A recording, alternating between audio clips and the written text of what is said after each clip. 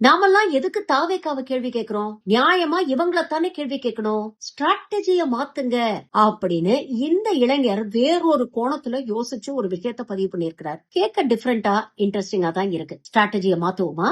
என்ன சொல்லிருக்கிறாரு பாருங்க. இப்ப நீங்க தாவேக்காவை கை வச்சீங்கன்னு வைங்களேன், என்ன தெரியுமா பண்ணுவாங்க? இந்த இடதுசாரி கட்சிகள்னு இத்தனை நாள் சொல்லிட்டு இருந்தவங்க எல்லாரும் வந்து தாவேக்காவை காப்பாத்துவாங்க. சோ தாவேக்காவை நீங்க கேள்வி கேட்டுட்டே இருக்கிறது மூலமா நம்மள ஒரு வலதுசாரி கட்சியா, அதாவது அதிமுக இருக்கிற இடத்துக்கு தள்ளிக்கிட்டே இருப்பாங்க.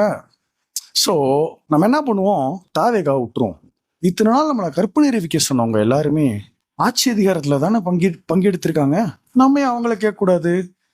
அப்புறம் முக்கியமான விஷயம், நம்மளை கற்பனை அறிவிக்க சொன்ன எல்லா இயக்கங்களையும், குறிப்பா அந்த போட்டோல இருந்தவங்களை எல்லாரையும் ஏன் கேள்வி கேட்கலன்னு கேள்வி கேட்போம்.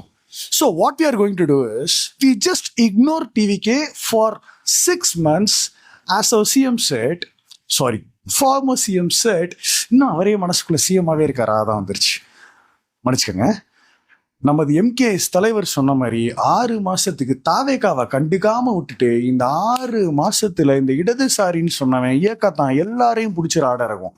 ஏன்னா இவங்க கேள்வி கேட்கணும் தாவேக்காவை. இவ்வளோ கொடுமை நடந்துட்டு இருக்கு, இவ்வளோ பிரச்சனை நடந்துட்டு இருக்கு, டைம் கொடுங்கன்னு ஒருத்தர் சொல்றாரு, இவ்வளோ பிரச்சனை நடந்துட்டு இருக்கு, சிரிச்சா தப்புன்னு ஒருத்தர் சொல்லிட்டு இருக்காரு, இதுதான் அம்பேத்கரியமா, இதுதான் மார்க்சியமா அப்படின்னு நம்ம அவங்கள கேள்வி கேட்போம். நம்ம தாவேக்கா விட்டுருவோம். தாவேக்கா புது கட்சிங்க, நல்ல கட்சி, தூய்மையான கட்சி, அவங்கள நம்ம விட்டுருவோம்.